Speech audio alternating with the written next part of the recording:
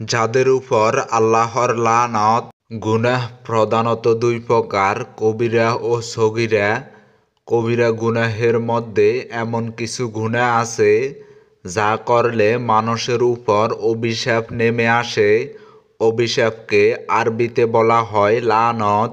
এমন কিছু কাজের কথা আলোচনা করা হলো যা আল্লাহর লানত ডেকে আনে।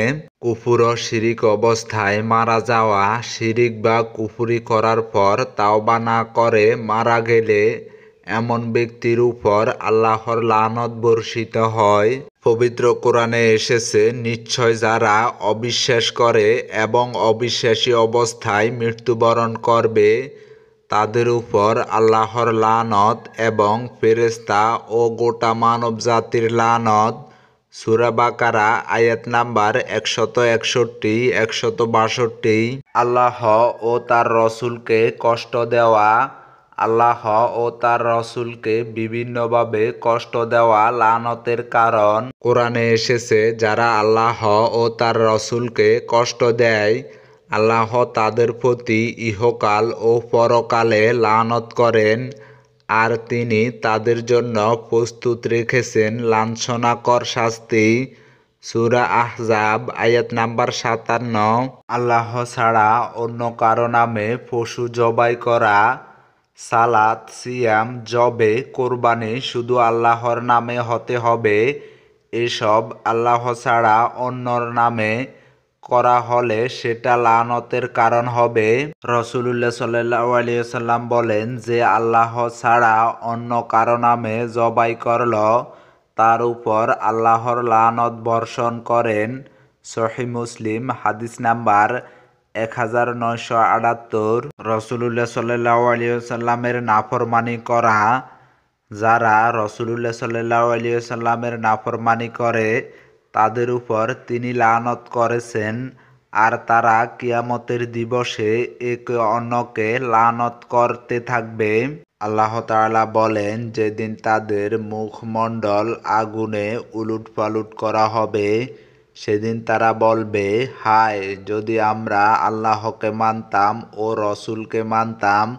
তারা আরো বলবে, হে আমাদের রব, আমরা আমাদের নেতাদের ও বড়দের আনুগত্য করতাম, অতঃপর তারাই আমাদের পথভ্রষ্ট করেছিল।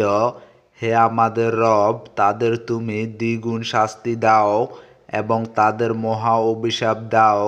সূরা আহজাব আয়াত নাম্বার 66-68। কবরকে মসজিদ তথা সেজদার স্থানে পরিণত করা। কবরের উপর বা কবরের সামনে রেখে সেজদা করলে লানত বর্ষিত হয়। রাসূলুল্লাহ সাল্লাল্লাহু আলাইহি ওয়াসাল্লাম বলেছেন, আল্লাহ তাআলা ইহুদি ও নাসারাদের উপর লানত করেছেন, কারণ তারা তাদের নবীদের কবরকে মসজিদ বানিয়ে নিয়েছে। সহিহ বুখারী হাদিস নাম্বার 435। আত্মীয়তার সম্পর্ক ছিন্ন করা।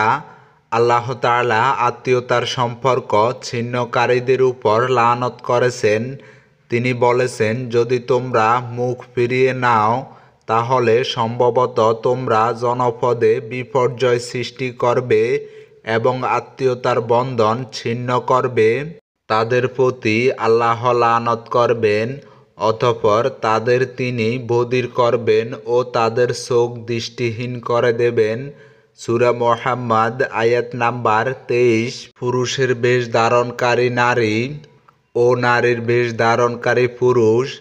যে নারী পুরুষের পোশাক গ্রহণ করে এবং যেই পুরুষ নারীদের পোশাক চালচলন নকল করে তাদের উপর আল্লাহর রসুলের লানত বর্ষিত হয়। আব্দুল্লাহ বিন আব্বাস রাদিয়াল্লাহু তাআলা বলেন, আল্লাহর রসুল সাল্লাল্লাহু আলাইহি ওয়াসাল্লাম নারীর বেশ ধারণকারী পুরুষদের এবং পুরুষের বেশ ধারণকারী নারীদের অভিশাপ করেছেন। সহিহ বুখারী হাদিস নাম্বার 5885। ঘুষদাতা ও ঘুষ গ্রহীতার উপর লানত। আব্দুল্লাহ বিন আমর রাদিয়াল্লাহু তাআলা বলেছেন, ঘুষ আদান প্রদান করা লানতের কারণ। হাদিসে এসেছে, রাসূলুল্লাহ সাল্লাল্লাহু আলাইহি ওয়াসাল্লাম ঘুষদাতা এবং ঘুষ গ্রহীতার উপর লানত করেছেন। আবু দাউদ হাদিস নাম্বার 3580। মাদকের সঙ্গে সংশ্লিষ্টতা, মদ পান করা, মদ বহনকারী, মদ বিক্রেতা ইত্যাদি কাজে জড়িতদের উপর আল্লাহর লানত। আনাস বিন মালিক রাদিয়াল্লাহু তাআলা বলেন, মাদকের সঙ্গে সম্পর্কিত 10 শ্রেণীর লোককে রাসূলুল্লাহ সাল্লাল্লাহু আলাইহি ওয়াসাল্লাম লানত করেছেন। মদ প্রস্তুতকারী, যে মদ প্রস্তুত করতে বলে, পানকারী, বহনকারী, যার জন্য গ্রহণ করা হয়, যে পান করায়, বিক্রয়কারী, এর মূল্য গ্রহণকারী, যে মদ ক্রয় করে এবং যার জন্য ক্রয় করা হয়। তিরমিজি, হাদিস নাম্বার 1295।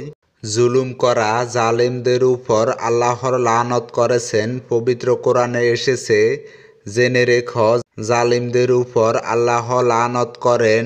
সূরা হুদ, আয়াত নাম্বার 18। মানুষকে অস্ত্র দ্বারা ভয় দেখানো, যে ব্যক্তি মানুষকে ধারালো হাতিয়ার দিয়ে ভয় দেখায়, তার উপর ফেরেশতারা লানত করে।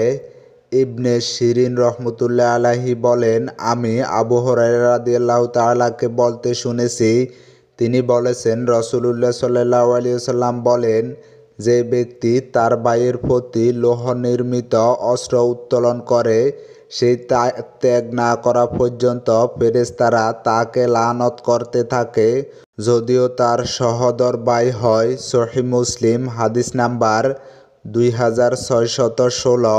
মহান আল্লাহ আমাদের তার লানত থেকে হেফাজত করুন। আমিন।